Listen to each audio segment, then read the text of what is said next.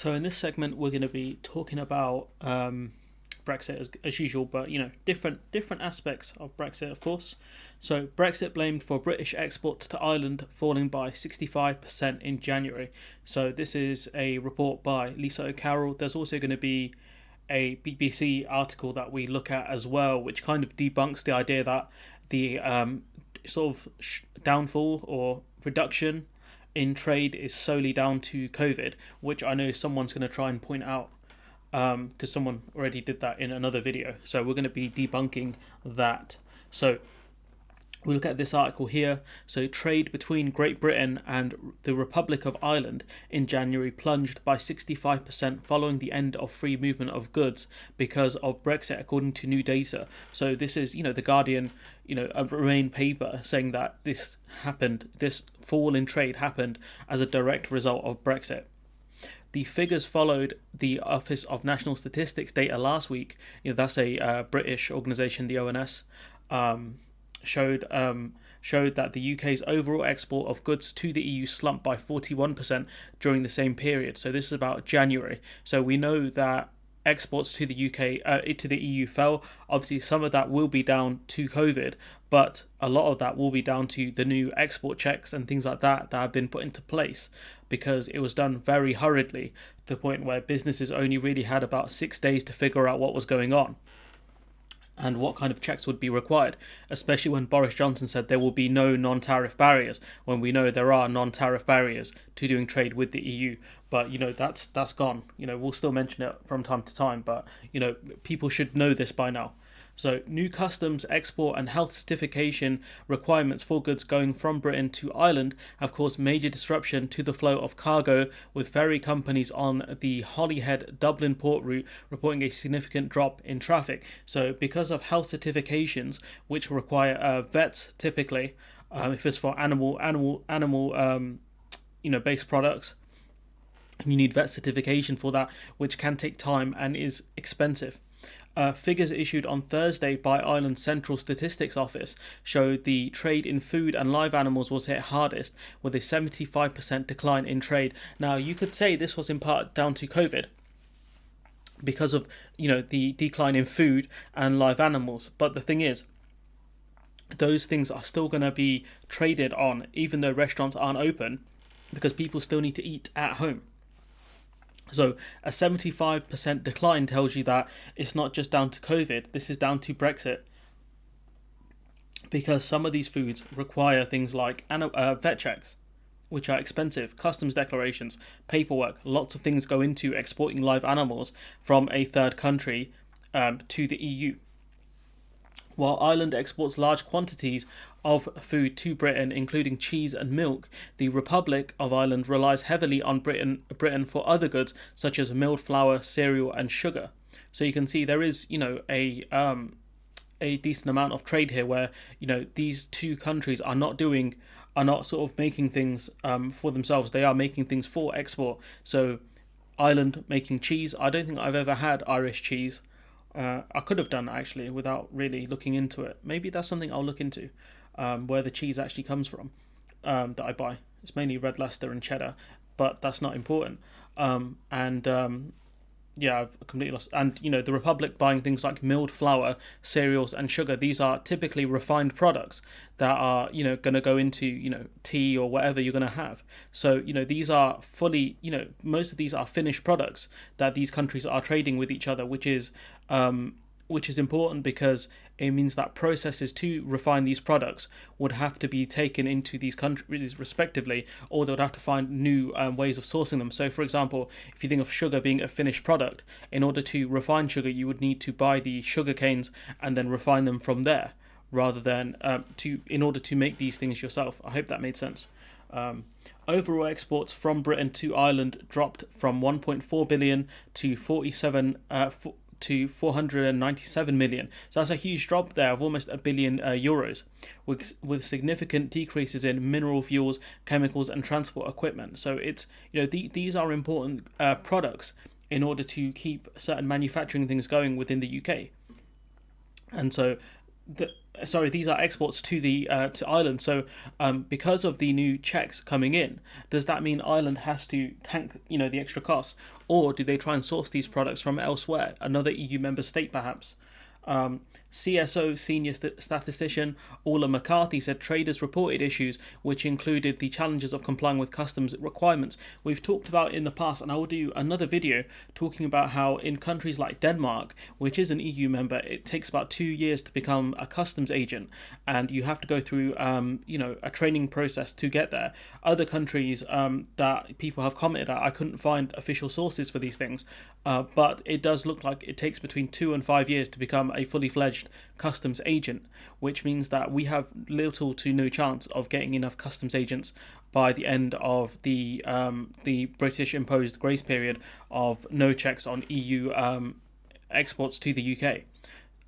Also, the fact that it takes 5 years to train a vet does not bode well for the British export or import market.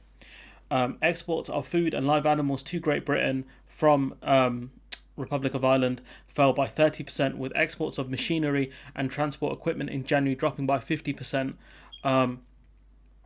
So it's quite interesting. So some of this stuff here will be down to COVID, because Britain isn't doing things like checks on imports coming from EU countries. So the exports of food and live animals to Great Britain, that one could potentially be down to COVID. So it's important to look at the long-term trend of this happening. But the thing is, in a couple of years, the UK will be bringing in import checks, so it'll be very hard to know how much of this is down to COVID and how much of this is down to Brexit.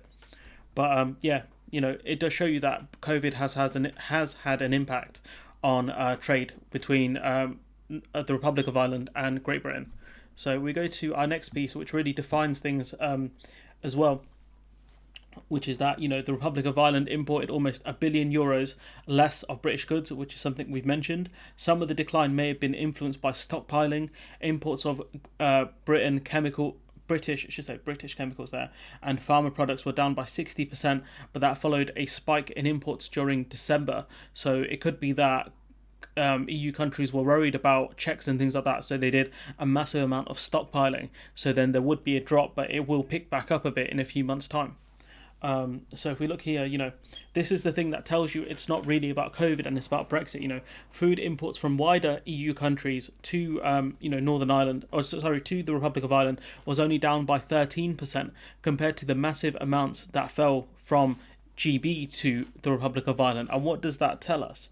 That tells us that this is down to COVID. This drop here, the 13%, is down to COVID, but the massive drop off from GB products that are made within Great Britain to the Republic of Ireland is not just down to COVID, it is down to Brexit, because the EU have only taken a 13% hit, especially when you think about how reliant, how much in terms of mass trade volume that GB was doing with the Republic of Ireland, and also the fact that GB is much closer to the Republic of Ireland than any of the EU countries are. The closest one probably France or Italy. So it does tell you that this massive drop off from GB to Northern Ireland will be in part down to COVID, in part down to stockpiling, but the most likely cause of it will be down to Brexit. And I think some intelligent people hopefully out there will look at trade years gone by of 2019 trade with the Republic of Ireland and 2018 trade to tell you how much of a drop off this has been and how much stockpiling there's been with the Republic of Ireland. But anyways, they talk about here, the trade only being down by 14% from EU goods, with exports of food down by 33%. So that's, the Republic of Ireland into the EU by the looks of things. It's very confusing. It sounds like I've written this article because it says these products are going to, and they don't really say where. So I wish, when they write articles that would say exports from this country have gone down to this country each time that they mention it. Anyways, that's just me going off on another one. Imports from Northern Ireland were up. So this is about trade between Northern Ireland and Republic of Ireland. So imports from Northern Ireland, I think that's talking about the Republic of... Imports from Northern Ireland were up 10% from the Republic of Ireland. So Northern Ireland's imports from the the Republic of Ireland have gone up. Like I said, it is a bit confusing when they put it like this. Has gone up by 10%, while exports to Northern Ireland were up 17% from the Republic of Ireland. So what you can see here is that this is Ireland's kind of their kind of not just economy, but their kind of imports and exports are becoming more and more intertwined, which is something that the British government wouldn't want, because it means that Northern Ireland would be less reliant on GB and more reliant on the Republic of Ireland and EU countries potentially, which means that less money for Great Britain, but also does strengthen the case for unification within Ireland, which goes against the Conservative Party's mantra, because they are the Conservative and Unionist Party.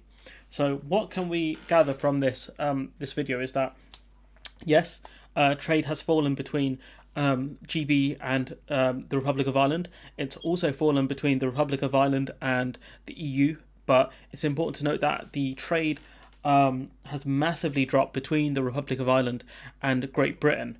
So what does that tell us? It's not just down to COVID and stockpiling, it is down mainly to Brexit, especially when you look at things like live animals, where yes, EU exports are down by 33%, but UK exports have gone down significantly as well. And that's in part down to things like live animal checks, which are a massive issue because they are expensive to do and very time consuming. You have to get a vet to check out the animals and to make sure they are certified to be okay to be exported. That is time consuming, and what happens when you don't have access to a vet? You have to wait, and that can cause problems. And in that case, would you rather export to somewhere else where you don't have to do these checks? You might get less money for it, but at least it's a guaranteed money. So, as long as your profit margins are like healthy-ish, you should be okay. So anyways, I'm going to leave it there. Let me know what you think in the comments below. Like, comment, share, subscribe, and hopefully I'll see you in the next one.